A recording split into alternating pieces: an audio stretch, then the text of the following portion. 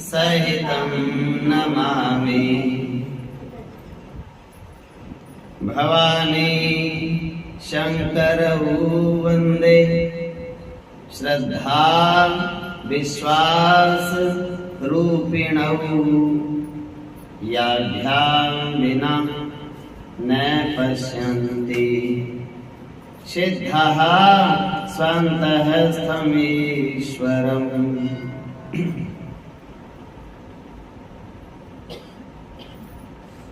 कपूर के समान गौर वर्ण है जिनका, करुणा के भंडार हैं, सागर हैं, अवतार हैं करुणा के, इस संसार के कारण हैं, उनके बिना संसार नहीं है।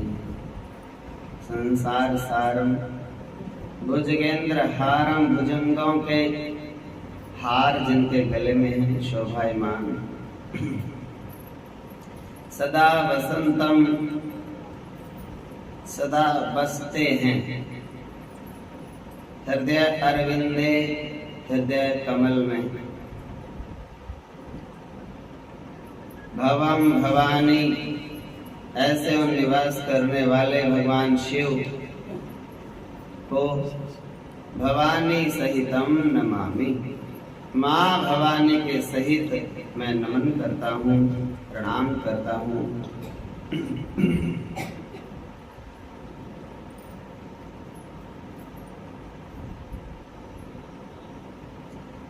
भवानी और शंकर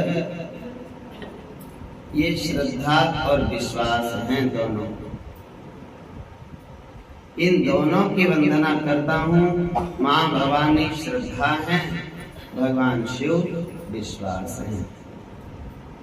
जिसके भगवान पे विश्वास है, सोचो उसको शिव मिल गया, शिव के जैसा स्वभाव हो जाएगा उसका, शांति, कोई टेंशन नहीं। बोले क्यों, तेरे को चिंता नहीं?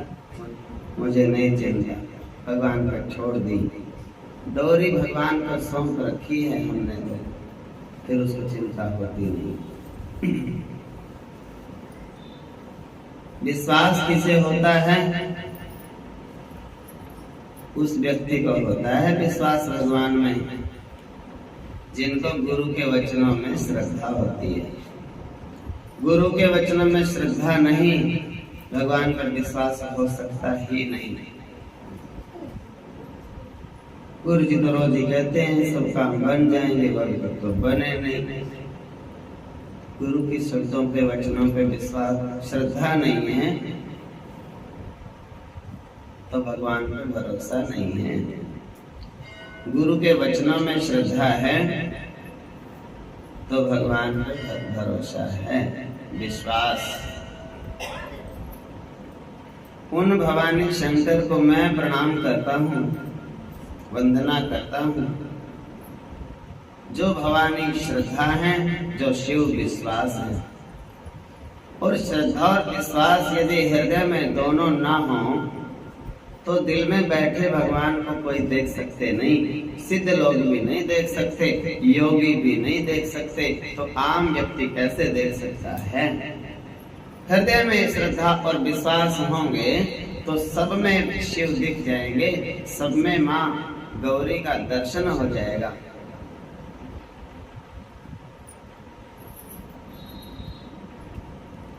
तो कल की कथा को आगे बढ़ाते हुए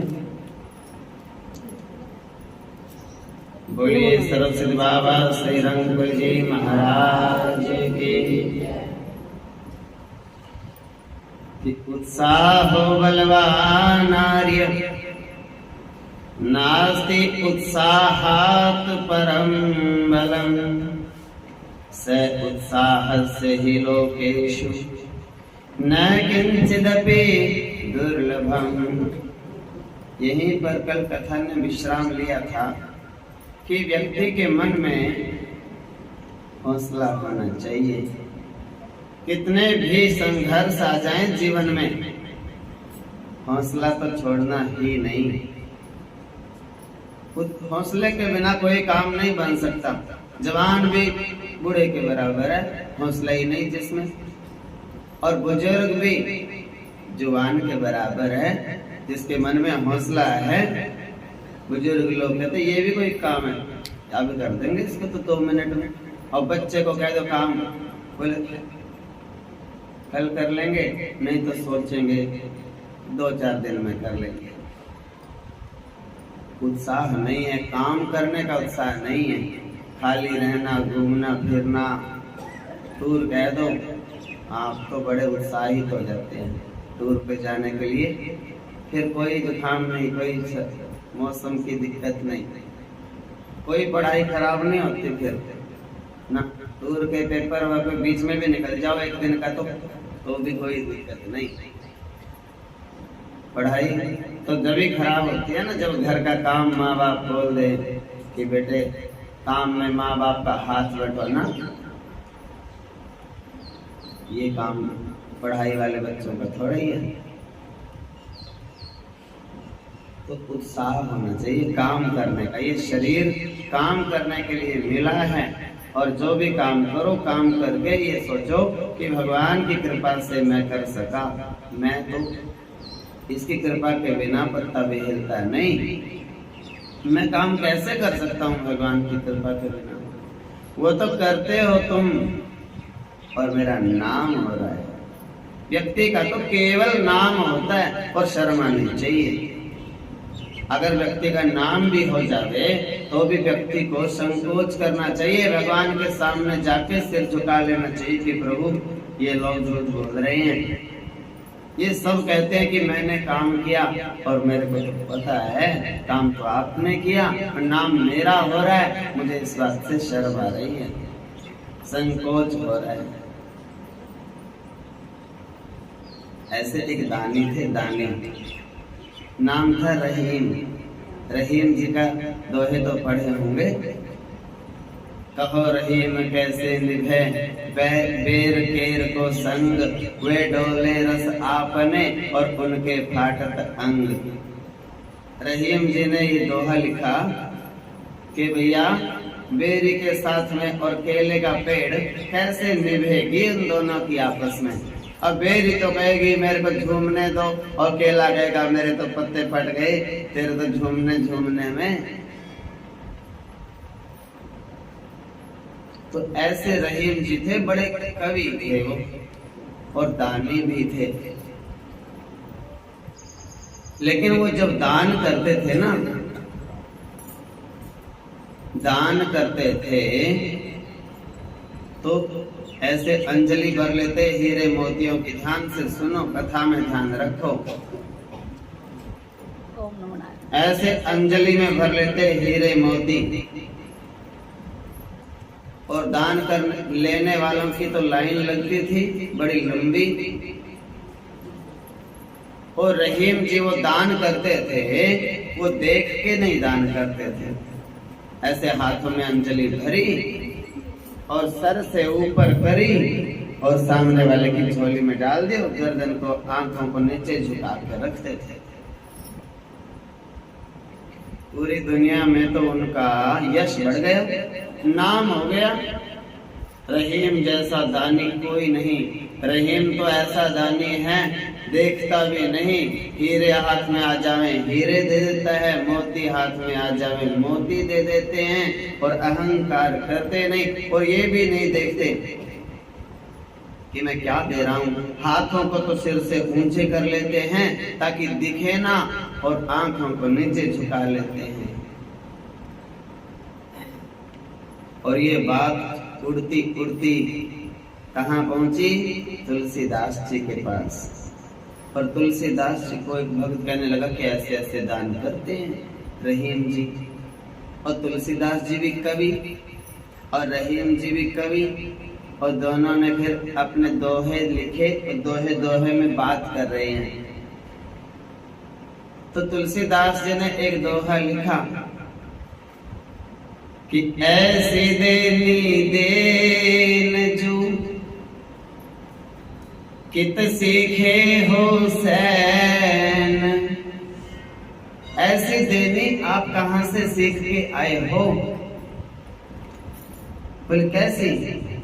ज्यों ज्यों कर ऊंचों करे त्यों त्यों नीचे नैन, ऐसी देनी देन जो कित सीखे हो सेन, और ज्यों ज्यों कर ऊंचे करे त्यों त्यों नीचे नैन।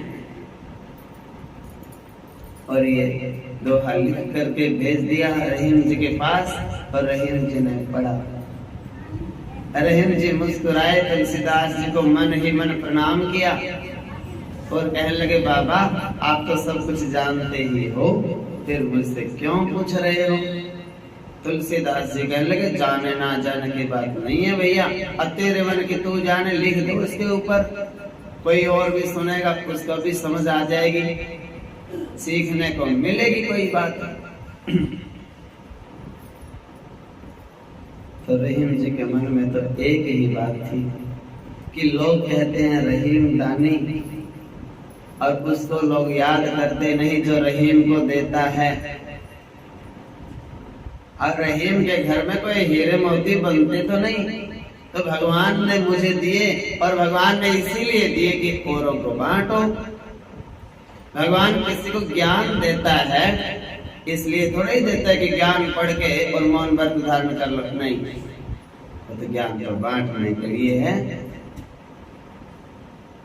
धन देता है तो धन भी जरूरत के समय सबके काम आ जावे, किसी जरूरतमंद के, किसी को वस्त्र देता है, किसी को अन्न देता है, तो सब चीजें सबकी होती हैं, किसी एक की नहीं। एक की तो दो रोटी है, बाकी तो यही रह जाता है पड़ा। तो लोग कहते हैं रहीम दानी, और भगवान के मैं सामने जाता हूँ तो मुझे शर्म आती है।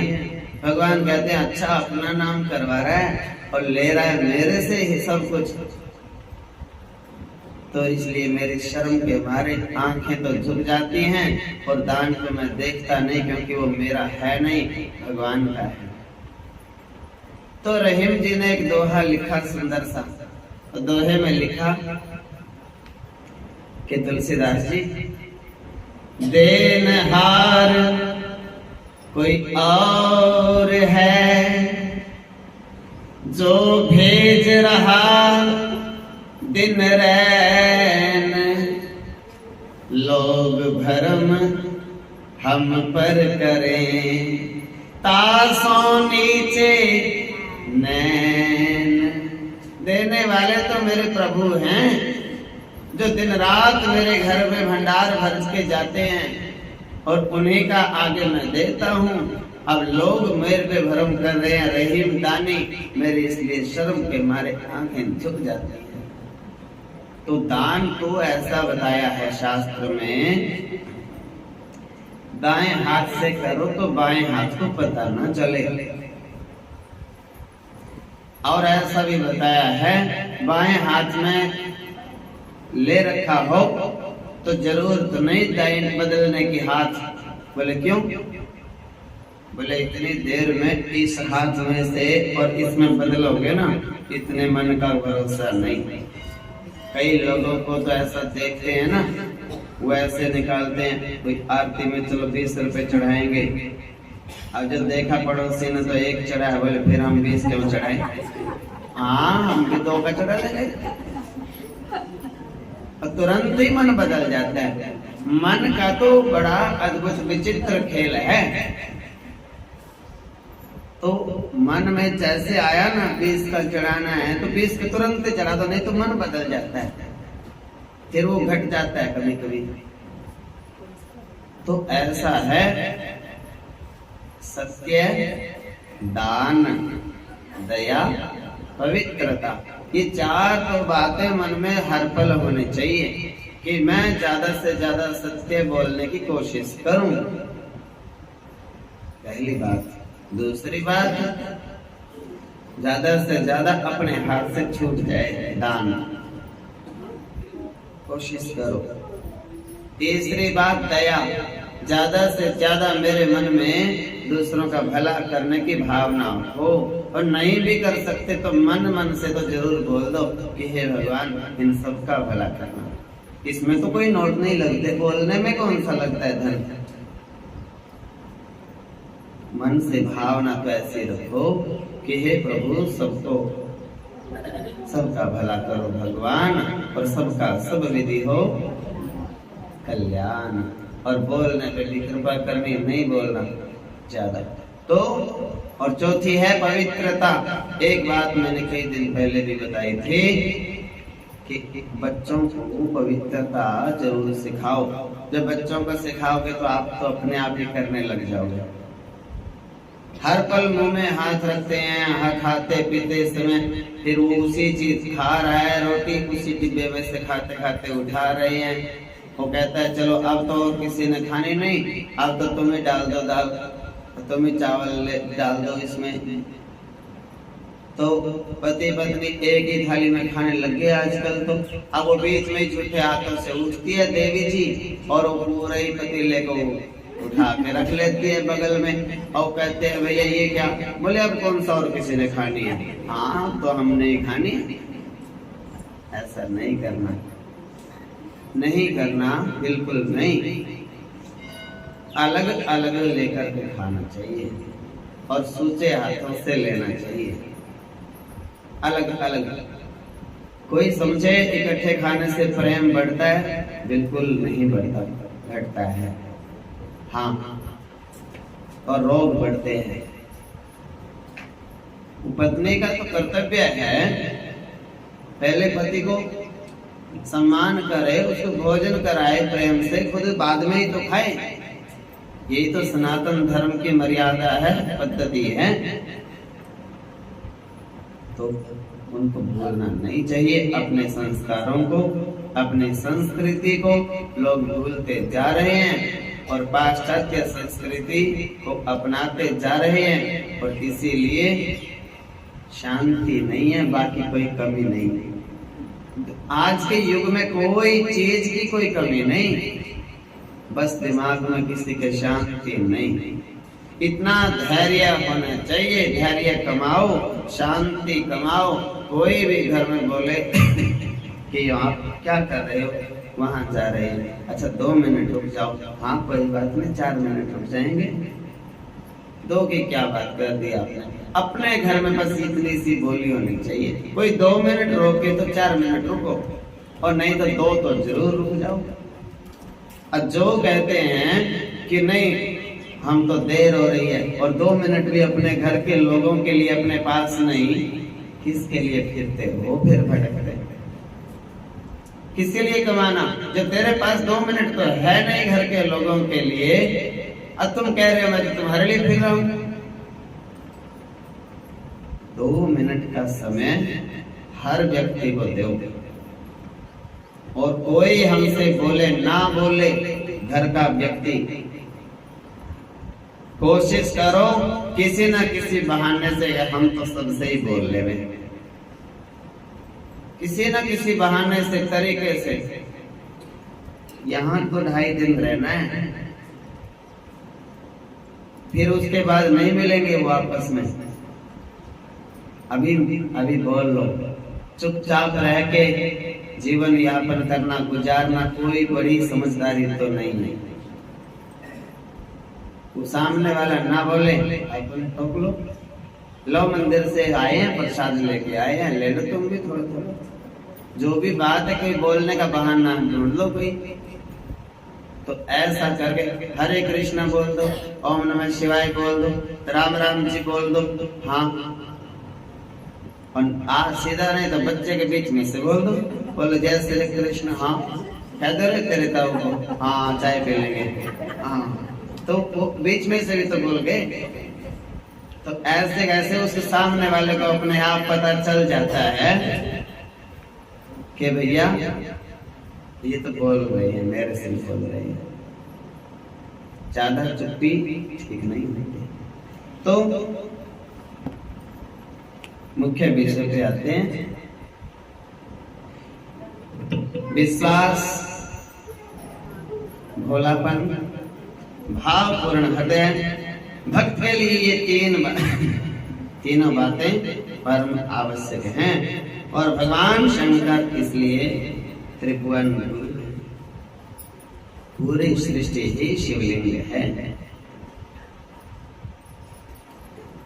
जैसे कि पृथ्वी को भी तो देखा होगा, पृथ्वी का एक मानचित्र होता है जिसे बच्चे ग्लोब बोलते हैं, ग्लोब।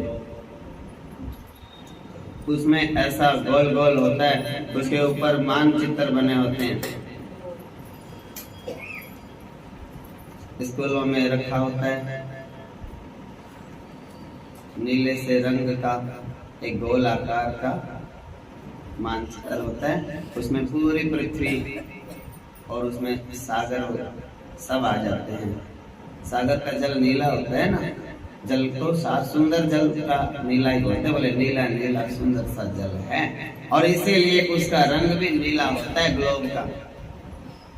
हाँ, कहीं ग्लोब काला रंग का नहीं मिलेगा आपको, नीला ही मिलेगा, क्योंकि जल है धरती में 71%। तो जल को तो बनाएंगे फोटो में तो नीले रंग का ही बनाना पड़ेगा। तो वो तो मानचित्र है, तो मानचित्र है वो, जैसे वो गोल है ना,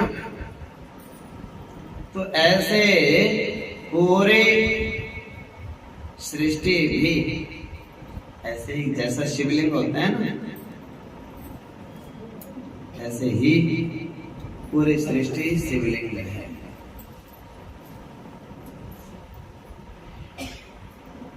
और हम सबके शरीर के अंदर जो आत्मा है वही तो भगवान शिव है। सुबह सुबह प्रार्थना करते हैं ना अभिषेक के बाद कि मेरी आत्मा तो तुम हो और मेरी बुद्धि माँ पार्वती है, मेरे प्राण शिव के गण हैं। ऐसा होता है। आत्मा त्वं गिरिजामति सहचरा प्राणा, और शरीरम गृहम, और ये मेरा शरीर आपका घर है। और पूजा ते विषयोपभोग रचना, मेरे घर का जितना सामान है वो सारा आपके पूजा की सामग्री है। और मेरी निंद्रा आपके लिए समाधि है। और मेरा चलना फिरना पूरे दिन का वो आपके लिए परिक्रमा, समझ लेना। कितनी सुंदर भावना है। ऐसा बस सोच लो, सोचते रहो कि जहां भी आप जा रहे हो, कहीं भी चल रहे हो अपने पैरों से, सोच लो शिव की परिक्रमा है। शिव तो कण कण में है, मैं तो शिव की ही परिक्रमा कर रहा हूँ। जब भी हम बोल रहे हैं तो सोचो कल्याणकारी बोले, ऐसा ना बोले कि हमारे बोलने से किसी का दिल दुखे। तो जब हम कल्याणकारी बोलते हैं तो शिव की पूजा ही तो हो गई। स्तोत्राणी सर्वा गिरो, गिरा मन वाणी, और मेरी जितनी भी वाणी है सर्वा वो आपके स्तोत्र हैं, आपकी स्तुति है वो। यद्यत् कर्म करोमि तदखिलम, जो भी मैं कार्य करूं वो अखिल कार्य, सब कार्य संभव तब आराधनम। हे शिव, वो आपकी आराधना। मैं ऐसा मानता हूँ, आप ऐसा ही स्वीकार कर लेना जैसा मैं सोचता हूँ। थोड़ा सा रास्ता छोड़ दो और इधर आने की कृपा करो। ये बैठे बैठे थोड़े पीछे हो जाओ, ऐसे कोई ज्यादा दूर नहीं।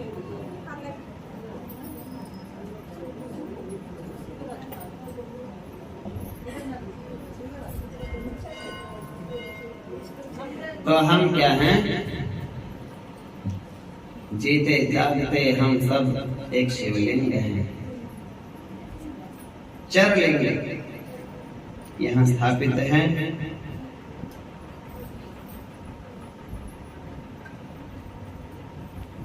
तो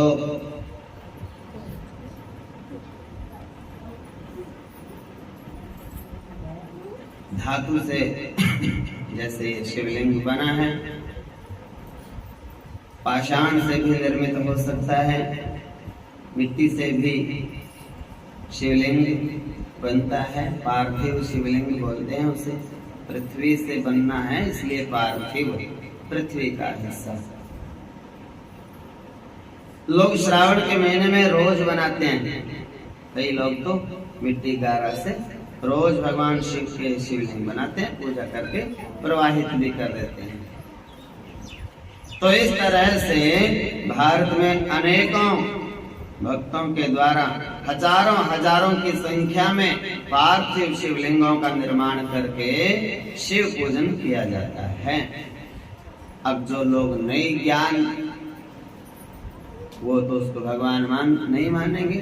वो तो कहेंगे ये क्या, सारा दिन और काम नहीं, सुबह से लेके 1000 तो शिवलिंग इन्होंने बनाए और बना के फिर जल में प्रवाह कर। कोई इतनी देर में तो खेत में से घास ले आते हैं। हाँ, इतने ये बनाने बैठ गए सुबह सुबह। तो मतलब क्या है, घास तो लेके आना बहुत जरूरी है, अच्छी बात है, दूध भी पीना है। अब दूध पीने का तो मन सबका करे और घास लेके आने का किसी का नहीं करेगा, ये तो बात नहीं भाई। लेकिन बात ये बोलना गलत है कि शिवलिंग क्या बनाने का लाभ कोई नहीं। हमारे धर्म को इस तरीके से नष्ट किया जा रहा है, थोड़ा थोड़ा करके, टुकड़े टुकड़े करके। आधी बात तो बोलेंगे गलत और आधी बात बोलेंगे सही, और हम लोग मूर्ख हैं, समझ नहीं पाते कि हमें क्या कह रहा है सामने वाला। जैसे अब ये आप सबको ध्यान रखनी है ये बात। जैसे कोई कहे माँ बाप की सेवा करो तो मंदिर जाने की जरूरत ही नहीं। कितनी बातें बोली? दो बातें बोली और हमें लगा कि देखो सही बात कह रहा है। ये बात बिल्कुल ही सही नहीं है।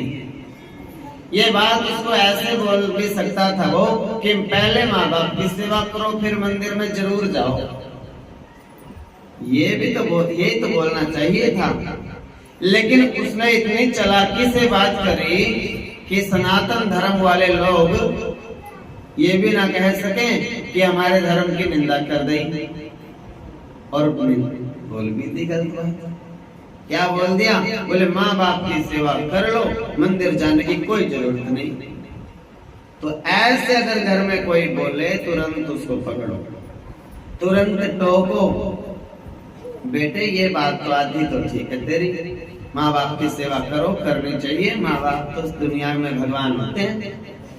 लेकिन जो आधी बात है बाद वाली कि मंदिर जाने की कोई जरूरत नहीं, ये तो 100% गलत बोल दी तूने। इतना बोलो कि पहले माँ बाप की सेवा करो और फिर मंदिर भी जरूर जाओ। मंदिर हमने ही तो बनाए, और हम ही नहीं जाएंगे तो कौन जाएगा?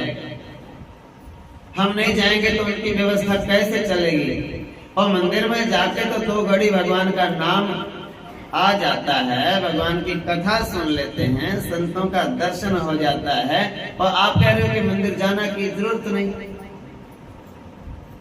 तो आधी बात कोई गलत बोले और आधी बात को सही बोले,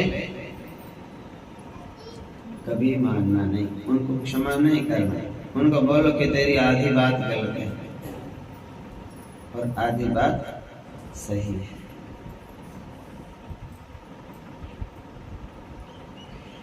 तो भगवान शिव के जिनके मन में भाव है, जिनके मन में मेरे शिव का प्रेम है, वो तो भगवान के लिए रोज पार्थिव शिवलिंग बनाते हैं। सावन के महीने में कोई माता ऐसा संकल्प लेती हैं कि हर रोज 1100 चावल ओम नमः शिवाय करके साबत चावल बिना टूटे हुए और ऐसे छांटेंगे रोज थाली में डाल के, ऐसे एक एक करके ओम नमः शिवाय, ओम नमः शिवाय, ओम नमः शिवाय, ओम नमः शिवाय, ओम नमः शिवाय, ओम नमः शिवाय। एक एक चावल करके कई लोगों के लिए क्या होता है, माला जपनी थोड़ी कठिन होती है। वो समझ में ही नहीं आता मन का इधर करना है कि उधर करना है, कि गड़बड़ लगता है माला जपने। तो एक से एक विधि बताई संतों ने। बोले अपने बेटे से, अपने पोते से 1100 चावल एक दिन गिनवा लो। एक दिन तो गिन दिए, साबुत चावल गिन दिए, उनको डिब्बी में डाल लो। छोटी में, इतने से में आ जाएंगे वो 1100 चावल। और रोज उनको डिब्बी को थाली में पलट लो, थाली के एक सिरे से ऐसे करते रहो, एक एक चावल, ओम नमः शिवाय, ओम नमः शिवाय, ओम नमः शिवाय, ओम नमः शिवाय, ओम नमः शिवाय, ओम नमः शिवाय। जब वो सारे एक साइड में आ जाएं, 1100 बार हो गया ओम नमः शिवाय, उठाए और डब्बी में डाल के फिर रख दिए। अगले दिन फिर कितने आसान सा काम हो गया, माला हो गई, 1100 नाम आ गए। अब मैंने एक माई को बताया, उसको तो बड़ा आसान लगा, बड़ा आनंद आया। कहने लगी गुरुजी मेरा एक मन करे। मैंने कहा बताओ क्या मन करे। बोले 1100 तो 5 मिनट में हो जाते हैं, मैं सोचो 2100 कर लूं। मैंने कहा ये तो और भी खुशी की बात है। फिर उसने पूछा कि अच्छा ये तो कर लेंगे, आपने बताया, फिर बाद में क्या करना है। देखो बाद में तो मैंने उनको बोला, एक तो एकादशी को चावल करने नहीं, चावल का हाथ नहीं लगाना, तो उस दिन मूंगी के दाने ले लो, कोई और दाल के दाने ले लो, उससे कर लो। एक दिन 1100 वो गिन लो बस, 15वें दिन उसको जप लो। बोले दान पुण्य में क्या करना है फिर। मैंने कहा जो चीज का आप गिनती कर रहे हो उसी चीज का 1 महीने बाद दान कर दो। 1 महीने में मान लो 1.25 किलो चावल मुश्किल से होंगे, वो महीना जाप करा, महीने बाद सोमवार आया और 1.25 किलो चावल मंदिर में दान कर दिया, तो दान भी लग गया, जाप भी हो गया, और सावन में इसका महत्व है। दूसरी बात, तो दूसरी मैंने कहा एक विशेष महत्व और भी है सावन में। बोले क्या। भगवान शिव को 1 लाख बत्तियां बना के लगाओ। बोले जी लाख कैसे बनावे, वो तो बहुत ज्यादा हो गई। तो मैंने बताया तरीका, भाई सूत ले लो, सूत होता है ना, और सूत को ले लो और कैंची से उसको बत्ती के साइज के काट लो, हो गया। अब आपने बस इतना काम करना है, एक एक को उठाया, हथेली पे रखा, ऐसे करके छोड़ते रहो। अब आपने उसमें से कुछ करना नहीं है। सूत का एक धागा उठाया, कटाया है, वो साइज उसका पूरा है, अपने हाथ में से निकालना है ऐसे बस। अब पूरे महीने में करनी है वो 1 लाख 1.25 लाख जितनी अपनी इच्छा होती है। अब वो खाली बैठी माई साथ में ओम नमः शिवाय कर देवे और साथ में बत्ती को उठा के इधर से इधर करते रहे और वो 1.25 लाख हो जाएंगी। बोले फिर क्या करना है, फिर कुरुक्षेत्र जाओ, पास में है, ज्यादा दूर नहीं, और स्थानेश्वर महादेव मंदिर है और उसके सामने तीर्थ है, और तीर्थ पे वो 1 लाख 1.25 लाख बत्तियां उसी दिन भिगो लो सुबह, और घी में भिगोई, और वहां स्नान भी कर आओ, भगवान शिव के दर्शन भी कर आओ, और वो सब की सब बत्तियां एक ही साथ में प्रज्वलित करके आओ। ये होते हैं सावन के महत्व। तो जितनी सामर्थ्य हो, जिस पे समय निकले, और जो सच बताऊं कौन करता है ये काम, जो ज्यादा से ज्यादा काम करने वाली माताएं होती है ना घर में, वही ये काम भी कर सकती हैं। आलसी तो ये भी नहीं कर सकते, आलसी तो आलसी ही है, वो कुछ ही नहीं कर सकता। वो तो काम को देख देख के बोले करना तो ये भी था, सोचेंगे कल देखेंगे, फिर देखेंगे, बरसात रुक जाए तब देखेंगे, हैं? फिर वो तो देखने में रह जाते हैं। और जो भाग भाग के सब काम करती है ना माताएं, अब वो कहती हैं हे भगवान ये नहीं छूटना चाहिए, ये आज का मेरा, ये आज मैंने ये चावल तो गिनने ही है, और आज की बत्ती तो बनानी है। हाँ 1000-2000 तो निकाल लोगे हाथ में से, चाहे रात को निकाल लेंगे, इसमें क्या है।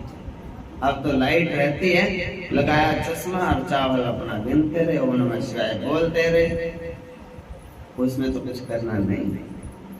तो ये भगवान की पूजा जिसको करनी है, जिसको जिस तरीके से, किसी भी तरीके से मन को भगवान में लगाना है, असली काम तो यही है जो करने के लिए हम आए हैं। बाकी तो सब व्यर्थ का परिश्रम है। तो मिट्टी के शिवलिंग के लिए बताया, उसको बोलते हैं पार्थिव शिवलिंग। पूरा वर्णन है यहाँ। बोले कैसे बनाने चाहिए मिट्टी के शिवलिंग, किस प्रकार की मिट्टी होनी चाहिए, किस प्रकार उस मृतिका को शुद्ध करना चाहिए, और किस प्रकार का शिवलिंग बना के उसका पूजन करना चाहिए। चाहे मिट्टी से निर्मित हो, चाहे धातु से निर्मित हो, चाहे पाषाण से निर्मित हो, लेकिन एक बात जो खास कही गई है वो ये है कि जो शिवलिंग की जलहरी होती है नीचे वाली पीठिका, वो और शिवलिंग एक ही वस्तु के होने चाहिए। मतलब अगर नीचे वाली जलहरी लकड़ी की है तो ऊपर वाला शिवलिंग भी लकड़ी का ही होना चाहिए। नीचे वाली मिट्टी की है तो ऊपर वाला भी मिट्टी का ही होना चाहिए। ऐसा शास्त्र में बताते हैं। चरलिंग में अलग अलग हो सकते हैं, लेकिन अचरलिंग में पीठ पत्थर से बनाई है तो शिवलिंग भी पत्थर से ही निर्मित हो। चरलिंग होता है घर में माताएं होती हैं तो वो ले आती हैं तीर्थों में से छोटे छोटे शिवलिंग, रोज उसके ऊपर से उठाती हैं, कटोरी में थाली में रखती हैं, स्नान करा के वस्त्र से पहुंच के फिर वहीं पे शालिग्राम जी की तरह ऐसे करते हैं। तो कहते हैं उनका तो कोई दोष ही नहीं, उनको तो आप रोज उठा सकते हो, रोज विराजमान करा सकते हो। और वो नीचे वाली पीतल की होती है और ऊपर वाला वो नर्मदेश्वर महादेव होते हैं। उसमें छोटे आकार वाले में तो कोई दिक्कत ही नहीं, घर में रखने का होता है। कोई कोई तो ऐसा बोल देती है माताएं कि घर में रखना ही नहीं चाहिए। ये क्यों बोलती हैं? ये जहाँ तहाँ की इधर उधर की सुनती रहती है ना पूरा दिन, जगह जगह की और तरह तरह की आलतू फालतू बातें नहीं सुननी चाहिए। इससे अच्छा तो शिव पुराण को लेकर के गीता प्रेस गोरखपुर की प्रति और घर में बैठ के पढ़ लो, ज्यादा इच्छा है तो। और नहीं तो आपको सब चीजें विधि से समझा रहे हैं, सुना रहे हैं, किसी की सुनने की जरूरत नहीं। इन्हीं बातों को बार बार याद करते रहो, नहीं याद आ रही अगले दिन पूछ ले हो, पर उधर उधर से सुन के और दुष्प्रचार गलत हो जाता है कई बार, नहीं करना चाहिए। तो जो उसका वो जलहरी है उसके बारे में बताया, जो उपादान कारण है जिससे वो बनी है उसी का शिवलिंग होना चाहिए। हाँ, जो जलहरी है वो गोल भी हो सकती है, चौरस भी हो सकती है और त्रिकोण 3 कोना भी हो सकती है। बीच में उसके शिवलिंग विराजमान हो जाना चाहिए। पीठिका और पीठ जब प्राण प्रतिष्ठा हो जाए जलहरी में भगवान शिवलिंग की, जब प्राण प्रतिष्ठा हो गई तो फिर उसको कभी अलग नहीं करना चाहिए उससे। एक बात और भी, जो भगवान का मंदिर बनाना हो शिव जी का, या जहां भी बनाया जाता है, उसका एक नियम बताया शास्त्र में। क्या?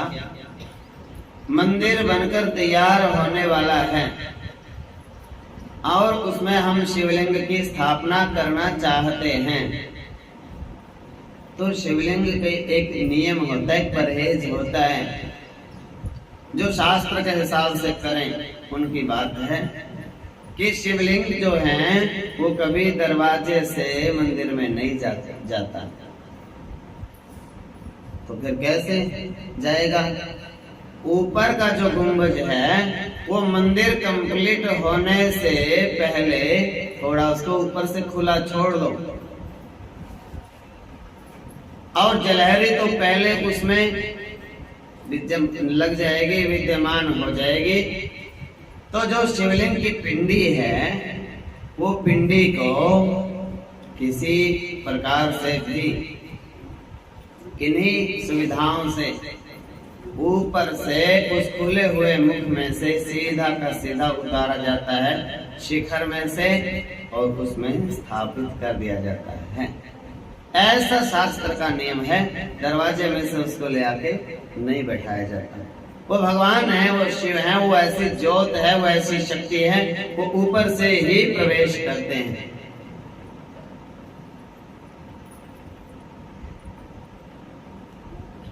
और जब वो उसमें रखा जाए पूरे विधि विधान से मंत्रों के साथ, उसके नीचे सोना चांदी के उसके लिए आसन देना आवश्यक होता है। फिर मंत्रों से, वेद मंत्रों के द्वारा प्राण प्रतिष्ठा हो गई तो उसके बाद उसको फिर खिलाना नहीं चाहिए, दोबारा से नहीं निकालना बाहर। तो ऐसे करके अचल प्रतिष्ठा में साधारणतया जहाँ मंदिर की बात है, जहाँ उसको हिलाना नहीं, जहाँ बस वो फिक्स हो गए, परमानेंट हो गए विराजमान भगवान, तो उसका एक और नियम है। 12 अंगुल से 4, 4, 8 और 4, 12, ऐसे 12 अंगुल से कम का तो शिवलिंग होना ही नहीं चाहिए, ऐसा विधान है। तो 12 अंगुल से कम शिवलिंग नहीं होना चाहिए, और बड़ा कितना भी हो सकता है। इसमें भी एक नियम है। अगर 12 अंगुल का भी शिवलिंग हो तो उनके 3 हिस्से कर लो, नाप के 4, 4 अंगुल के हुए 3 हिस्से। तो कहते हैं तीसरा हिस्सा तो आना चाहिए जलहरी में, और 2 हिस्से रहने चाहिए ऊपर। उसी तरीके से चाहे कितना ही बड़ा शिवलिंग हो, उसके 3 हिस्से नाप करके नीचे वाला जो एक हिस्सा है, तीसरा हिस्सा, वो तो जलहरी में आएगा, पीठिका में आएगा, और ऊपर के 2 हिस्से बाहर रहने चाहिए। ये विधान है। कहीं पर भी जो मूर्ति प्रतिष्ठा हो तो जहां पर जो दिव्य श्री विग्रह विराजित किया जाता है, चाहे राम दरबार हो, चाहे राधा कृष्ण हो, या पराम्बा मां भगवती हो, उसके नेत्र भगवान की आंखें, मान लो मंदिर हम बनाया और सामने हमने भगवान का सिंहासन बनाया, और सिंहासन पे राधा कृष्ण जी या राम सीता जी को हम बैठाना चाहते हैं, किसी भी देवी प्रतिमा को देते, तो उसका क्या नियम है? वो कितने ऊंचाई पे होनी चाहिए जमीन से, और कितनी नीचे होनी चाहिए, उसका विधान होता है। हर एक बात शास्त्र में तोल के नाप के लिख दई, कोई पूछता ही नहीं, मन माने काम करते हैं सब लोग, अब कोई पढ़ता ही नहीं। चलो पूछने में ये लगता है कि हम छोटे हो जाएंगे, हम तो खुद ही जानते हैं, खुद ही हम तो विद्वान हैं, तो पूछें कि नहीं पूछना तो कम से कम गीता प्रेस जी के अच्छे अच्छे ग्रंथ लागत से भी कम मूल्य पर घर बैठे मंगवा सकते हो, सुविधा है। और ले आके उसमें पढ़ लो, पढ़ के शास्त्र के अनुसार जैसा लिखा है पूरी विधि से करना चाहिए। अब पूजा का काम कर रहे हैं, कई तो ऐसे होते हैं पूजा कर दें और बस भगवान को भी समझ नहीं आता क्या कह के गया मेरे को, इतनी जल्दबाजी में होता है, भाग भाग के। और आरती भी करनी जरूर 18, अभी एक ही कर लो, 18 की जरूरत नहीं है, पर शांति से कर लो। हाँ बोले मैं तो अगर जल्दी जल्दी नहीं करूंगी तो फिर मेरे को तो 4 घंटे लग जाएंगे, अभी तो मैं 1 घंटा रोज पाठ करती हूँ, इसलिए मैं तो जल्दी जल्दी करती हूँ। तो भैया 1 घंटा भी करना है, थोड़ा पाठ कर लो, पर धीरे धीरे बोल के करो, किसी के कान में जाए उसको शांति मिले। अब हम कथा कर रहे हैं, अभी मैं ये अभी इतने जोर से पढ़ दूं कि तुम्हारे पल्ले ही ना पड़े, उसका कोई लाभ तो नहीं। एक एक अक्षर समझ में आना चाहिए, चाहे 10 दिन ज्यादा लग जाओ, दिक्कत क्या आ रही है, कोई दिक्कत नहीं। और समझ में आवे ना, उसको इतनी स्पीड से पढ़ देवे, भगवान भी सोचते रह जाए भैया ये क्या रहा है, मेरे को कुछ पढ़ ले नहीं पड़ रहा। तो अपना ये नियम है, यहाँ जो पूजा होती है सामान उसमें भगवान का कोई पूरा कर सकता नहीं, कोशिश कर सकते हैं, लेकिन जो लिखा है सामने उसको तो आराम आराम से बोल सकते हैं। उसको बोलने में तो बहुत जल्दी नहीं होनी चाहिए, जिसको ज्यादा जल्दी है और आधा घंटा पहले उठ जाओ, सो के आधा घंटा पहले शुरू कर लो वो काम, पर बहुत जल्दबाजी में नहीं करना। क्यों कर रहे हो? शांति के लिए, शांति मिले, मन में शांति आवे, खुशी आवे, इसीलिए तो पूजा कर रहे हो। अरे करते समय शांति नहीं तो बाद में शांति कहाँ से मिलेगी? जिस काम को करते समय ही रोटी बना रहे हैं और रोटी बनाने वाले को ही शांति नहीं, बनाते बनाते अंदर ही अंदर चल रही है दुविधा कि मेरे सिवा कोई नहीं करता, तो उसको खाने वाले को कैसे शांति मिल सकती है?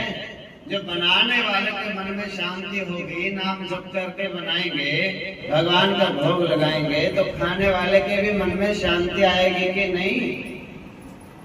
और बनाने वाले के मन में बेचैनी है, खाने वाले तो खाते ही बेचैन हो जाएंगे। तो ध्यान रखना चाहिए, पूजा को तो पूजा के तरीके से करो, मंत्र चाहे एक बोल ले हो, पर शांति से, जल्दबाजी में नहीं। ओम नमः शिवाय, ओम नमः शिवाय, हर हर भोले नमः शिवाय, ओम नमः शिवाय, ओम नमः शिवाय, हर हर भोले नमः शिवाय, ओम नमः शिवाय, ये है शिव शंकर का महामंत्र और मुक्ति का उपाय। ओम नमः शिवाय बोलो, ओम नमः शिवाय। आशा ना पास आए और विषयों में मन ना जाए, और मीठी जुबान से बोलो हरिओम नमो शिवाय। तो क्या बताया? मीठी जुबान से। वैसे तो रामचरितमानस तो कहती है कि भाव कुभाव अनख आलस हूँ, ये खाली पड़ा है कि भगवान की जब मूर्ति स्थापना होती है, प्रतिष्ठा होती है, कितना ऊंचा आसन होना चाहिए मेरे प्रभु का। तो उसमें नियम बताया कि जो दरवाजा होता है ना मंदिर का, प्रवेश द्वार होता है, जहां से भगवान के दर्शन होते हैं, जिस दरवाजे से, उस दरवाजे को नाप लो कितना ऊंचा है, और उस दरवाजे के, उस द्वार के 3 हिस्से करो। मान लो 6 फुट का दरवाजा है, तो 2, 2, 4, 2, 6, 2, 2 के 3 हिस्से हो गए। तो नीचे के 2 फुट का हिस्से में नहीं आना चाहिए, ऊपर के भी 2 फुट के हिस्से में नहीं आना चाहिए। जो बीच बीच का है भगवान के नेत्र उस बीच वाले हिस्से में ही रहें, ये विधान है भगवान की प्राण प्रतिष्ठा का, ताकि जो भगवान के दर्शन कर करे बाहर खड़े होके उनके नैनों से नैन मिल जाएं, भगवान के नेत्रों से नेत्र मिल जाएं। तेरी अखियां हैं जादू भरी बिहारी, मैं तो कब से खड़ी। तो ऐसे राजू चाय पानी लो। तो ऐसा होना चाहिए। आपके घर में रखने के लिए चरलिंग भी है, जो शिवलिंग है कोई 1 उंगल से तो छोटा नहीं होना चाहिए। 1 उंगल होता है ना कि ऐसे करके, ऐसे नहीं, ऐसे वाला 1 उंगल, तो इससे छोटा नहीं होना चाहिए। और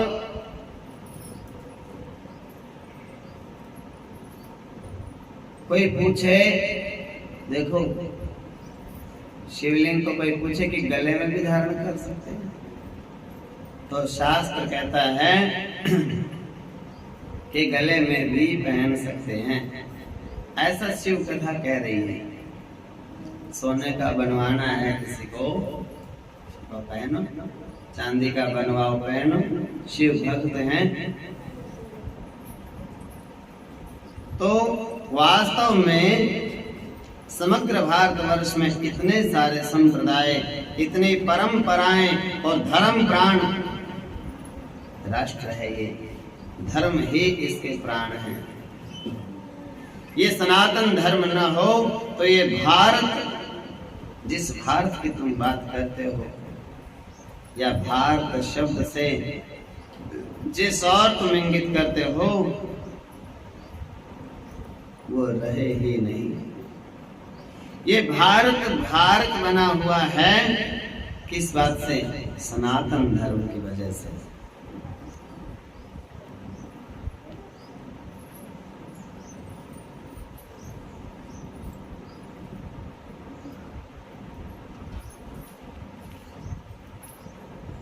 तो सनातन धर्म ही एक ऐसा धर्म है जिसमें सहिष्णुता का पाठ पढ़ाया जाता है, जिसमें अहिंसा का पाठ पढ़ाया जाता है, जिसमें दया है, जो सबका भला मांगता है।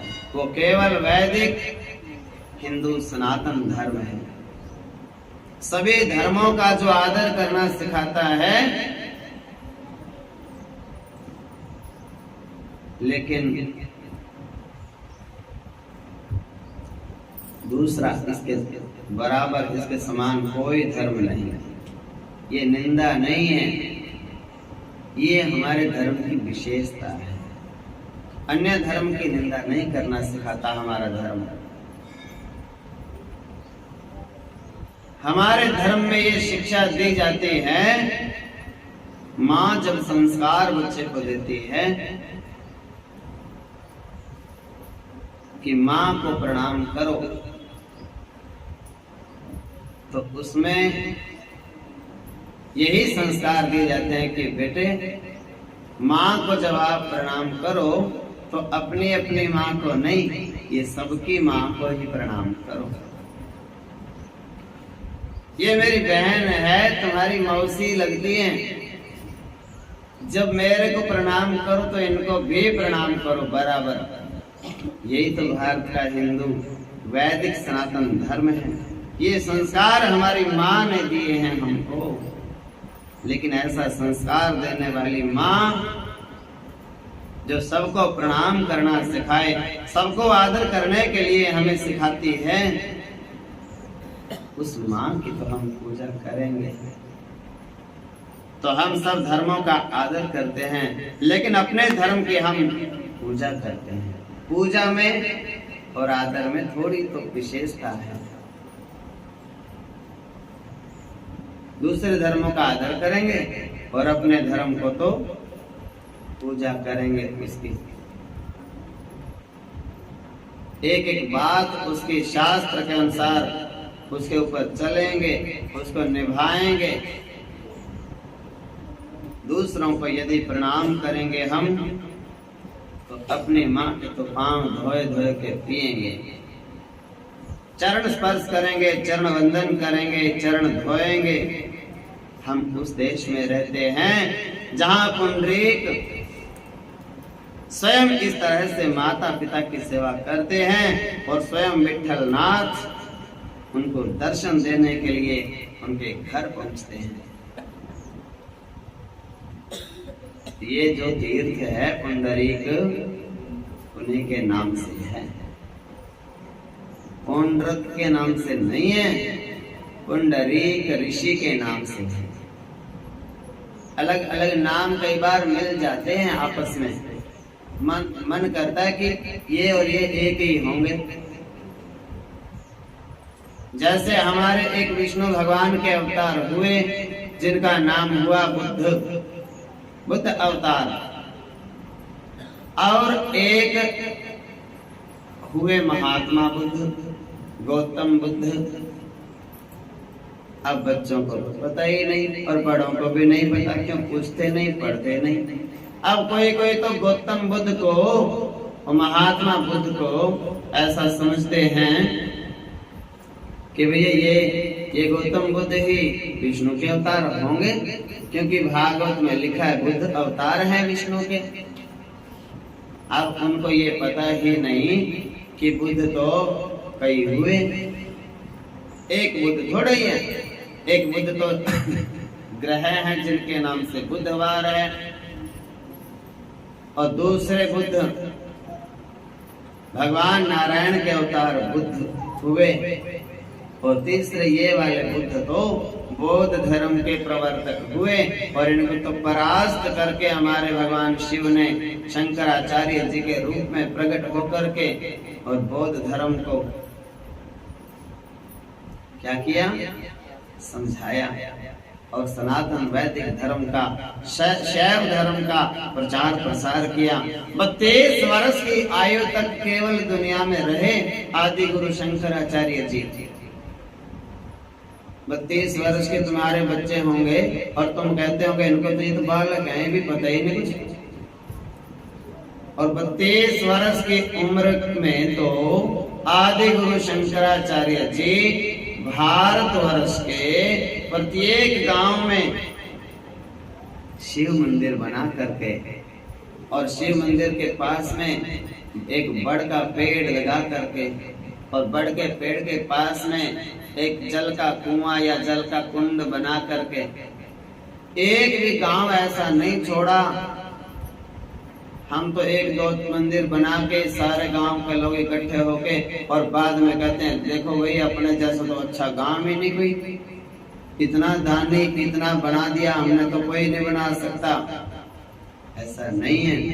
अकेले आदि गुरु शंकराचार्य जी ने 4 मठों की स्थापना की, जिन्होंने उन्होंने भारत के प्रत्येक गांव में, हर एक गांव में एक एक शिव मंदिर, जल का स्नान करने का और जल चढ़ाने का सुविधा, और एक त्रिवेणी या बड़ का वृक्ष, ये लगा करके 32 साल की उम्र में तो अपना काम पूरा करके जल्दी जल्दी चले गए। बहुत दिन नहीं रुकते, ज्यादा तो ज्यादा गुणी लोग होते हैं, भगवान उनको जल्दी बुला ही लेते हैं। भगवान कहते हैं अब यहाँ भी काम है तेरा, आ जाओ जल्दी से ऊपर। और जो कहते हैं मेरे कागज पता नहीं कहाँ दब गए, उसके नहीं मिलते। भगवान कहता है ये मिल ही नहीं रहे कागज, इसके कहाँ दब गए। हाँ ऐसे बोलती है कई माताएं, मेरे तो कागज रख के ही भूल गया भगवान, पता नहीं कब ले जाएगा मेरे को। ऊपर ऊपर से कहती है, बोले जय श्री कृष्ण। हाँ ये बात की बात, ये तो मन की बात है, अलग अलग है। बच्चों को समझाने के लिए जब वो परेशान कर देते हैं ना, तब बोलना पड़ता है, नहीं तो मरने का किसी का मन नहीं करता। हाँ तो बात क्या है, ये वो जगह है, ये फतेह फतेहपुर कुंडरी, पुंडरीक ऋषि ने तपस्या की है, उनके नाम से पुंडरी नाम है। और वो कैसे ऋषि थे, किनकी पूजा करते थे? अपने माता पिता की पूजा करते थे। एक दिन वो माता पिता की सेवा कर रहे थे,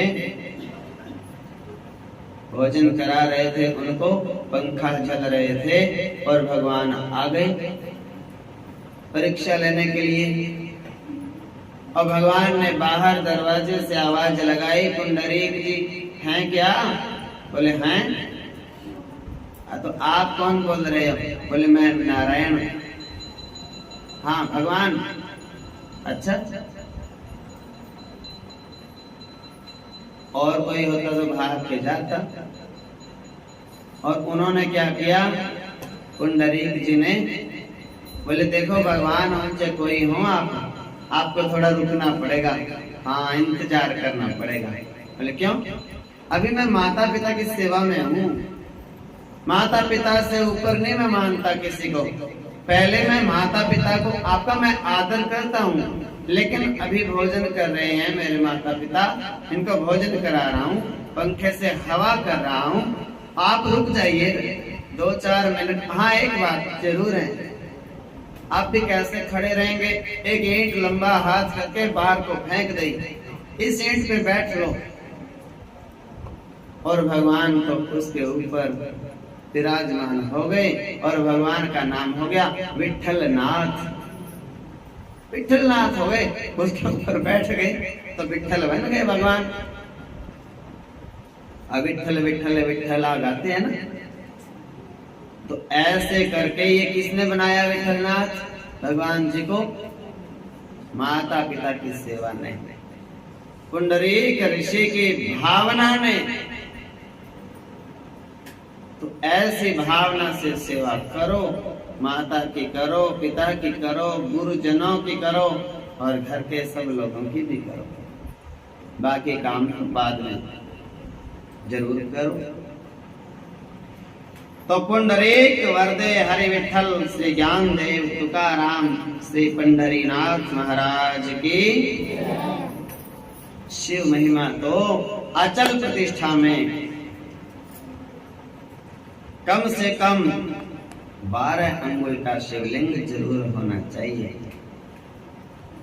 आपको पता है ये हमारा जो शरीर है ना, ये पीठ है, जलहरी है भगवान शिवलिंग के लिए। और जो इसमें ज्योति स्वरूप भगवान शिव कहां से प्रवेश करते हैं? हमारी आत्मा। आत्मा तो शिवलिंग है, लेकिन वो शिवलिंग कहां से इसमें शरीर में प्रवेश करता है? 10वें दरवाजे से। ये होता है बच्चे के सिर के ऊपर 10वां द्वार। 9 दरवाजे तो खुले रहते हैं, दिखते हैं सबको, और 10वां दरवाजा गुप्त होता है ये। और जो योगी लोग होते हैं इसी दरवाजे से वापस जाते हैं। उनके प्राण आंख नाक कान मुख से नहीं निकलते, 10वें द्वार से उनका जाना होता है। और उसी द्वार से वो शिव आते हैं इस शरीर में, आत्मा आती है 10वें द्वार से ही। हाँ, पहले की माताओं को तो बहुत नॉलेज रहती थी, अब तो किस पता ही नहीं। कोई बात हो जो भागते हैं डॉक्टर के पास। ऐसे बच्चा होता है, बाल जब सिर में कम होते हैं ना, तो यहाँ सिर के ऊपर कोमल सा भाग होता है, डर डर करता है। माता कहती काग। हाँ, और कहावत भी थी, बच्चा रोने लग जाता, टह टह करता, कहता क्या तेरा काग बिंगा हो रहा है? हाँ, कुछ नहीं बिगड़ रहा, खा लिया पी लिया खेल लिया, अब फिर भी री री कर रहे। तो मतलब बात है ये, तालू के ऊपर का सीधा भाग वो 10वां द्वार होता है। उसी से जैसे हमारे शरीर में भगवान शिव आते हैं, आत्मा के रूप में प्रवेश करते हैं, उसी प्रकार जब हम कोई नया मंदिर बनाते हैं भगवान शिव का, तो भगवान शिव के श्री विग्रह शिवलिंग ऊपर से ही स्थापना करके और बाद में गुंबज को कलश चढ़ाया जाता है। ऐसी पद्धति है, ऐसा विधान है।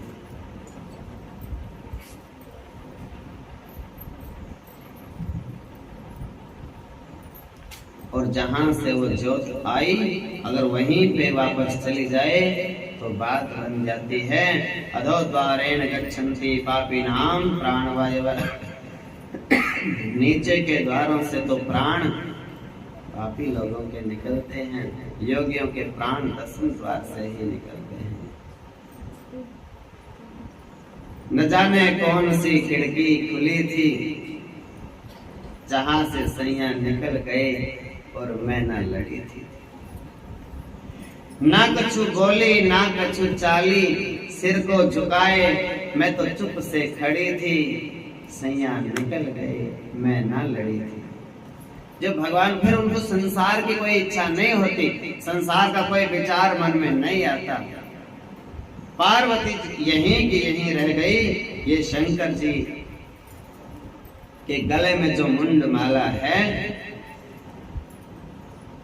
कौन से मुंड हैं? दक्ष पुत्री सती, और सती फिर शरीर त्याग करती हैं और फिर वही सती पार्वती बनती हैं। सती मरत हरि सन बर मांगा। सती मरत हरि सन बर मांगा। जन्म जन्म शिव पद अनुरागा। जन्म जन्म शिव पद अनुरागा। सती ने जब अपने शरीर को त्यागा, शरीर छोड़ते समय दक्ष के यज्ञ में योग अग्नि से जब अपने शरीर को भस्म किया तो नारायण भगवान से वरदान मांगा, हे नारायण मैं अपने शरीर को त्याग रही हूँ, एक ही वरदान मुझे दे दो। जब जब मेरा जन्म होवे भगवान शिव के चरण मुझे मिलते रहे, शिव के चरणों में मेरा अनुराग हो जाए। एक होता है राग, एक होता है अनुराग, बड़ा अंतर होता है। राग तो कहते हैं मोह को और अनुराग कहते हैं प्रेम को। राग में तो व्यक्ति अंधा हो जाता है। एक माँ है, एक पुत्र से राग करती है, उसके भी हिस्से की सारी जमीन जायदाद दूसरे को ही दे देती है। अब बेटे तो दोनों बराबर हैं, तो एक ही को देने का कौन सा तरीका? और जो अनुराग करते हैं वो सब प्रेम, प्रेम तो बराबर होता है भैया, आधा तुम्हारा आधा तुम्हारा, आगे तुम्हारे भाग्य फलो फूलो। मैंने तो मेरा फर्ज निभा दिया। और ऐसे सती ने शरीर त्याग करके जन्मी पार वती तनु पाई। जन्मी पार वती तनु पाई। वो दोबारा दोबारा जन्म लेती हैं, लेकिन भगवान शिव आत्मा ऐसे ही रहते हैं, बार बार जन्म नहीं लेता। आत्मा शरीर बार बार जन्म लेता है। तो शरीर और जो बुद्धि है, शिव को जो समर्पित बुद्धि है, उस शरीर में ये पार्वती है, ये तो बार बार जन्म लेती है। और आत्मा कभी जन्म नहीं लेता और मरता तो है ही नहीं। जो जन्म लेगा वही तो मरेगा। तो वो तो सनातन है। उसका नाम क्या है? सनातन। कैसा सनातन? सत्य सनातन धर्म। ये हमारा धर्म बनाया नहीं किसी ने, ये तो सनातन है और सत्य सनातन धर्म है। शिव वही हैं। शिव तो मृत्यु को जीतने वाले। क्या नाम भगवान का? मृत्युंजय। त्र्यम्बकं जजामहे सुगन्धिं पुष्टिवर्धनम् उर्वारुकमिव बन्धनान् मृत्योर्मुक्षीयमामृतात्। शिव योनि से जन्म लेते ही नहीं, 84 लाख योनियों में नहीं आते, वो अजोनि हैं। स्वयंभू हमारे धर्म की एक शाखा है ना, सिख संप्रदाय, जो गुरु नानक देव जी ने चलाई। तो हिंदू धर्म की, सनातन धर्म की एक शाखा है, वो अलग धर्म नहीं है वो। तो उसमें शिव का ही उपदेश किया उन्होंने। क्या उपदेश? अजोनि सैभम गुरु प्रसाद। अजोनि कौन है? शिव।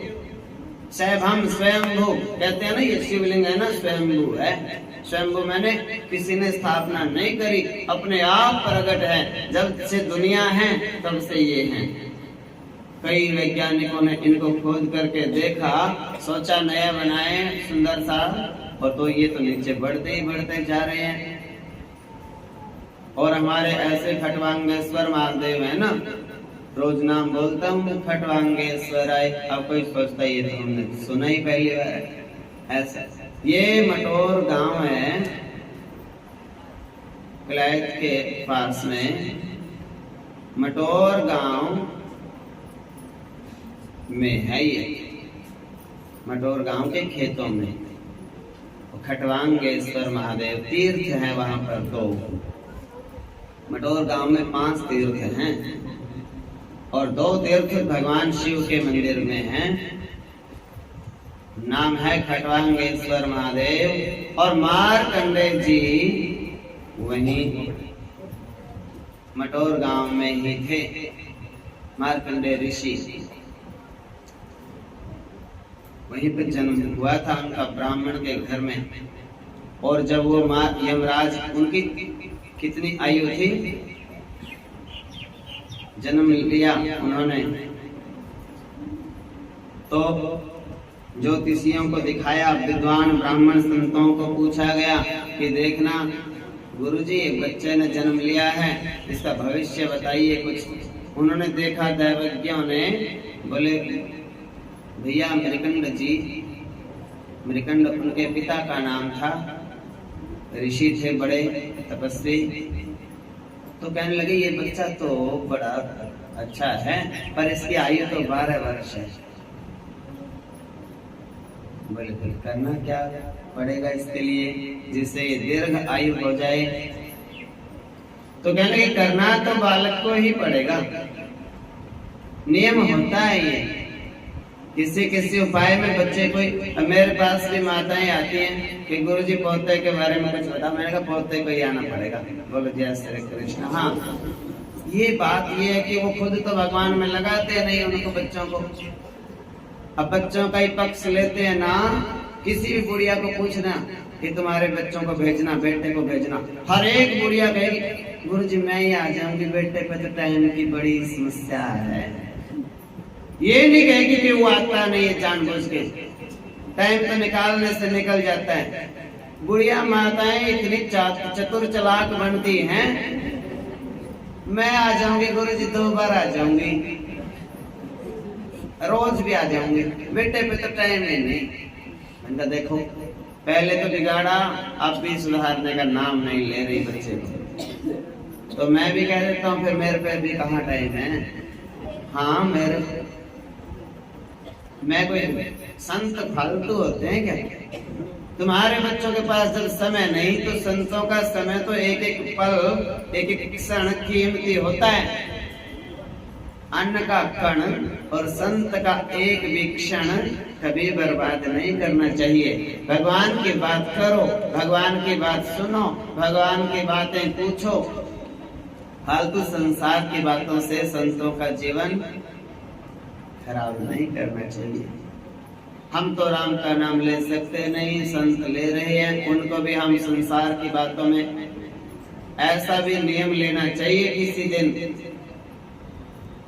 आदत डालो कि एक दिन महीने में हम संसार की कोई बात नहीं करेंगे किसी से। मान लो एकादशी का व्रत है और कोई आपको पूछने लगे आपके घर में क्या क्या काम चल रहा है, बोले देखो आज तो मेरा एकादशी का व्रत है, आज तो मैं घर की बाहर की कोई बात नहीं करूंगी, आज तो भगवान की बातें करो। हाँ, ये होने चाहिए नियम। आलतू फालतू की चीजें तो छोड़ते रहते हैं, चप्पल छोड़ दी, ये छोड़ दिया, खाना छोड़ दिया, पीना, वो छोड़ना बाद की बात है। पहले जो चीज छोड़ने की है, क्रोध नहीं छोड़ा, काम नहीं छोड़ा, झूठ नहीं छोड़ा, राग द्वेष तो छोड़ा ही नहीं। हाँ, उसमें तो क्या नहीं, किसी को मुंडा मिल जाए तो ठीक, नहीं मिल जाए तो ठीक। हाँ, ये कोई बड़ी बात थोड़ी है, कथा तो सबको मिल रही है ना। मुंडे लेने के लिए आते हो कि कथा सुनने? अभी कथा सुनने आते हैं, कोई बात नहीं, ये तो तपस्या है। बड़े बड़े तीर्थों में जाकर के गोवर्धन की तलैटी में पड़े रहते हैं, दंडवत करते हैं। यहाँ जमीन पे बैठने में थोड़ी परेशानी हो जाएगी तो तपस्या ही तो है, तप करके ही तो भगवान मिलते हैं। कमर में दर्द है और फिर भी बैठ रहे हैं हम, फिर भी कथा सुन रहे हैं, तो अपने यही तपस्या है। ये शरीर को कष्ट आ रहा है, थोड़ा सुबह सुबह उठने में कष्ट होता है, मंदिर तक आने में, ये कष्ट शरीर को भगवान के धर्म के लिए कष्ट देना तप कहलाता है। इसका नाम तप है। यहीं पे तप ले। फिर तीर्थों में तो जाओ, अच्छी बात है, लेकिन तीर्थों के बराबर ही फल मिल जाएगा। जो यहाँ सहन शक्ति, सबसे प्रेम रखेगा ना, यही सबसे बड़ा तीर्थ है। तो शिव कभी जन्म नहीं लेते, भगवान शिव स्वयं प्रकट होते हैं, अपने से ही आप हैं वो, उनको उत्पन्न करने वाला कोई नहीं। ये जो कुछ है उनसे ही बना है, सबका कारण शिव है और शिव का कारण कोई नहीं। वंदे देवं उमापतिं सद्गुरुं, वंदे जगत् कारणं, वंदे पन्नगभूषणं मृगधरं, वंदे पशूनां पतिं, वंदे सूर्य शशांक वहनि नयनम। 3 नेत्र हैं भगवान शिव के, सूर्य, चांद और अग्नि। सूर्य शशांक वहनि नयनम, वंदे मुकुंद प्रियम। मुकुंद के तो प्रिय हैं वो ठाकुर जी के। वंदे भक्त जनाश्रयम च वरदम। भक्तों के सहारे हैं भगवान शिव, भक्तों का सहारा बनते हैं। और सहारे दुनिया के तो बहुत सहारे हैं, किसी का पति का सहारा, किसी को बेटे का सहारा, किसी को धन का सहारा, किसी को बल का सहारा। और सहारे दुनिया के मेरा सहारा तू ही तू, मेरा तो तू ही सहारा है। वंदे भक्त जनाश्रयम, भक्त जनों के आश्रय आप हो। वरदम वंदे शिवम शंकरम। यहीं पे आज की कथा विराम लेती है, कल आगे बढ़ाने का प्रयास करेंगे। नमामि समेशान निर्वाण रूपम विभुं व्यापकं ब्रह्म वेद स्वरूपं निजं निर्गुणं निर्विकल्पं चिदाकाशमाकाश भजेऽहं निराकार ओंकार मूलं तुरीयं गिराज्ञान गोपीतमीशं करालं महाकाल कालं कृपालं गुणागार संसार पारं नतोऽहं तुषाराद्रि संकाश गौरं गभीरं मनोभूत कोटि प्रभाश्री शरीरं पूरन्मौलिकल्लौलिनी गंगा रसद्भाल बालेन्दु जलकुंड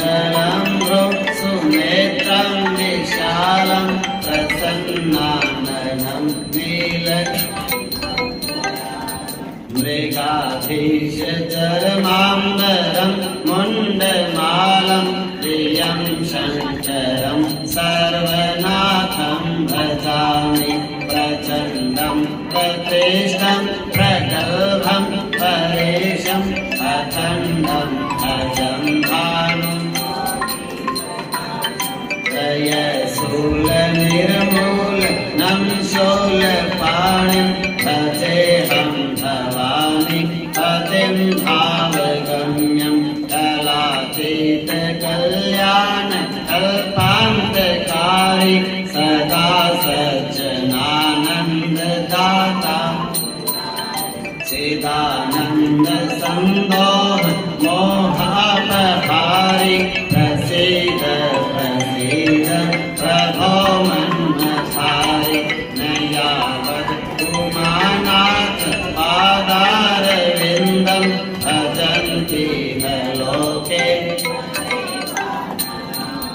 न तावत् सुखं शान्ति सन्तापनाशं प्रसीद प्रभो सर्वभूताधिवासं न जानामि योगं जपं नैव पूजां न तोऽहं सदा सर्वदा सम्भजो जराजन्मरोगघातव्यमानं प्रभो पाहि आपं प्रभो पाहि आपं नमामीश शम्भो रुद्राष्टकमिदं प्रोक्तं विप्रेण हरतोषये ये पठन्ति नरा भक्त्या तेषां शम्भुः प्रसीदति श्रीगोस्वामी तुलसीदास कृतं रुद्राष्टकं भगवते साम्ब सदाशिवार्पणम् अस्तु। नमः पार्वते पतये हर हर महादेव शिव शंभो।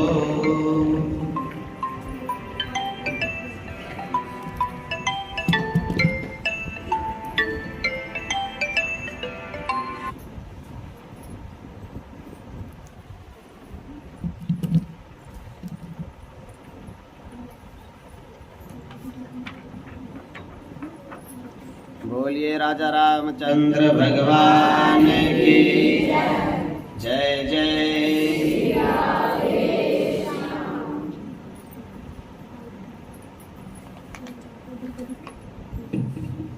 हरि पाना है यदि प्रभु को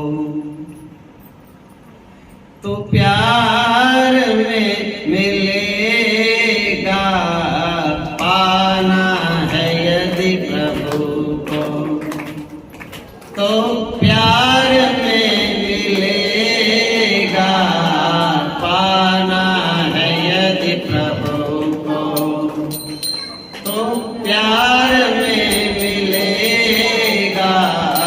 कण कण में ढूंढो प्यारे, कण कण में ढूंढो प्यारे तो संसार में मिलेगा, पाना है यदि प्रभु को बस प्यार में मिलेगा, पाना है यदि।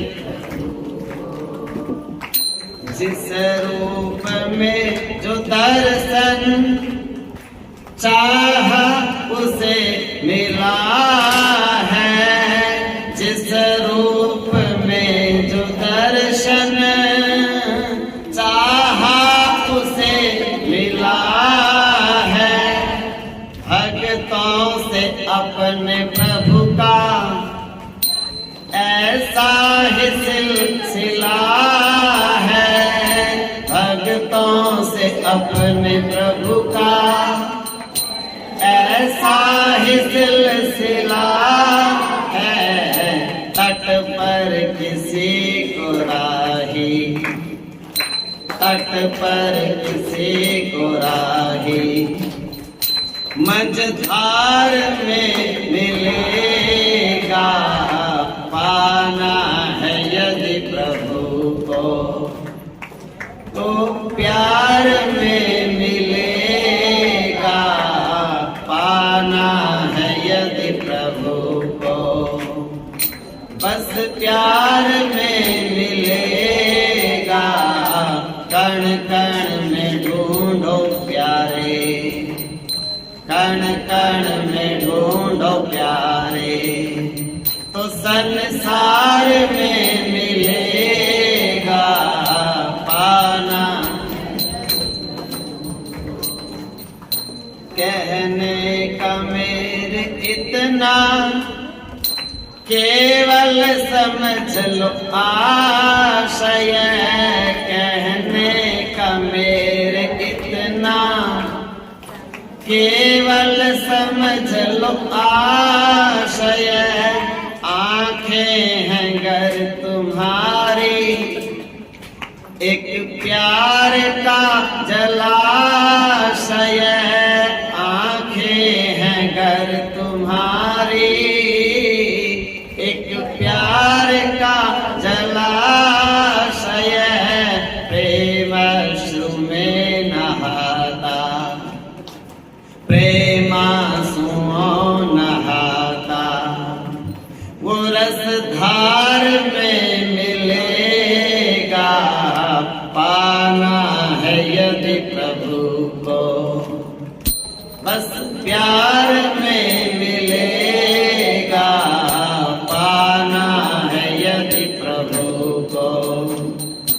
बस प्यार में मिलेगा, कण कण में ढूंढो प्यारे, संसार में मिलेगा पाना है यदि प्रभु को। फूलों के बीच खुशबू बनकर महक रहा है। फूलों के बीच खुशबू बनके महक रहा है। कलरव में पंछियों के सुन लो चहक रहा है। कलरव में पंछियों के सुन लो चहक रहा है। फूलों के पास ढूंढो, फूलों के पास ढूंढो, हर हार में मिलेगा पाना है यदि प्रभु को। तो प्यार में मिलेगा पाना है यदि प्रभु को। बस प्यार में मिलेगा, कण कण में ढूंढो प्यारे, कण कण में ढूंढो प्यारे। संसार में मिलेगा पाना है यदि प्रभु को। तो प्यार में मिलेगा पाना है यदि प्रभु को। ओम नमः शिवाय, ओम नमः शिवाय।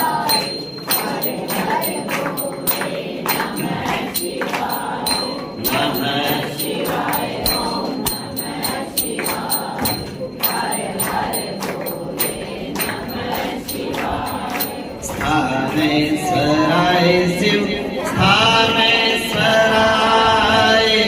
हर हर भोले नमः शिवाय।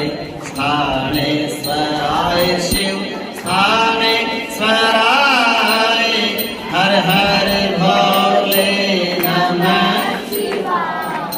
ओम नमः शिवाय, ओम नमः शिवाय हर हर भोले नमः शिवाय। ओम नमः शिवाय, ओम नमः शिवाय हर हर भोले नमः शिवाय। संग में स्वराय शिव, संग में स्वराय हर हर भोले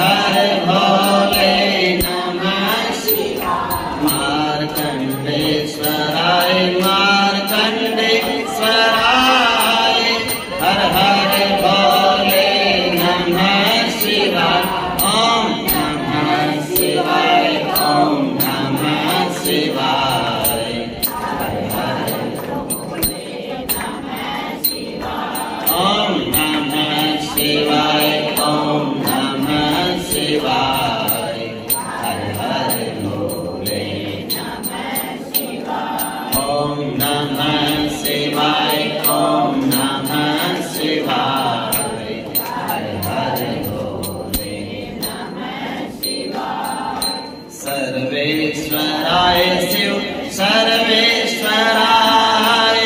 हर हर भोले नमः शिवाय।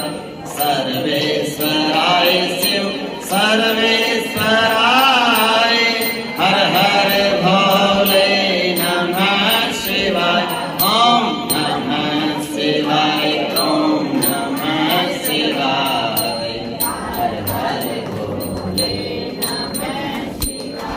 ओम नमः शिवाय ओम नमः शिवाय हर हर भोले ओम नमः शिवाय ओम नमः शिवाय हर हर गंगाधराय शिव गंगाधराय हर हर भोले नमः शिवाय। गंगाधराय शिव गंगाधराय हर हर भोले नमः शिवाय। ओम नमः शिवाय ओम नमः शिवाय हर हर भोले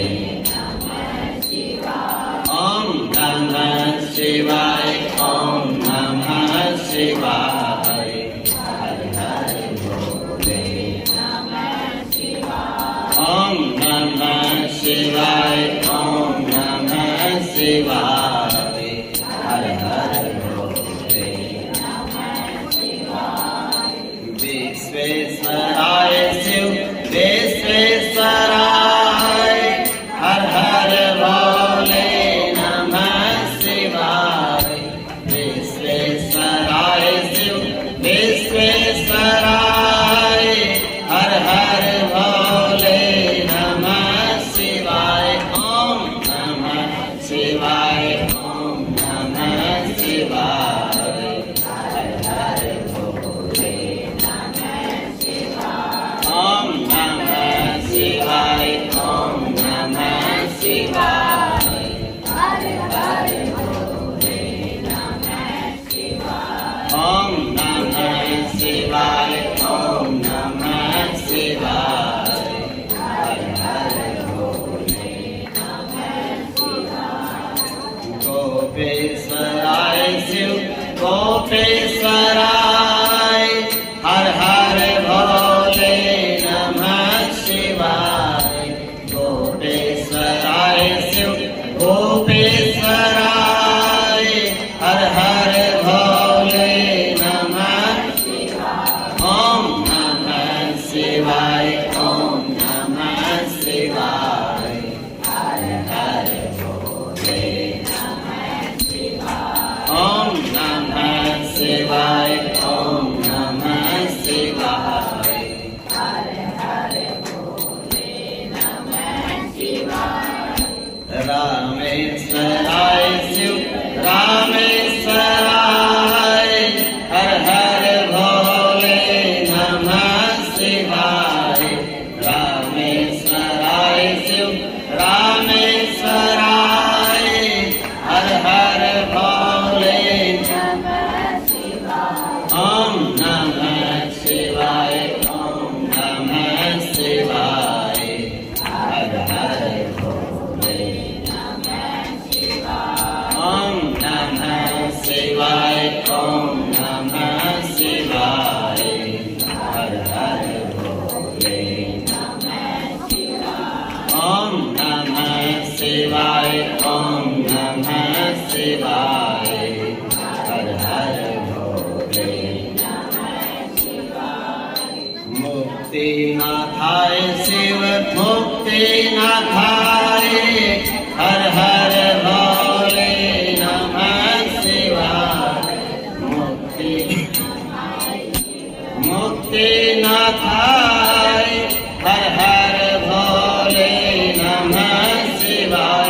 ओम नमः शिवाय ओम नमः शिवाय हर हर भोले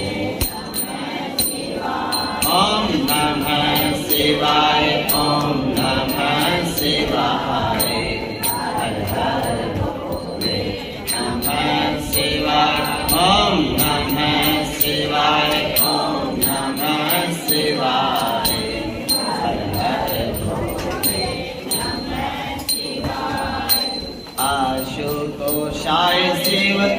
आशुतोषाय हर हर भोले